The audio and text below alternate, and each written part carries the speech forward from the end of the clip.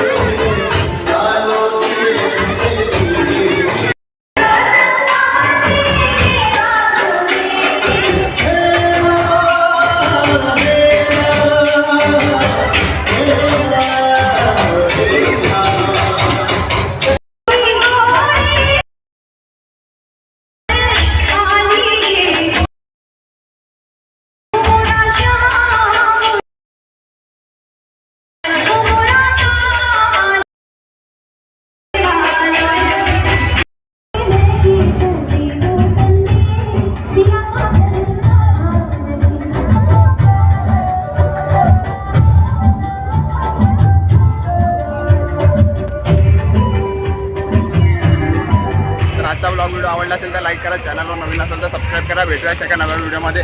तोपर्यंत बाय.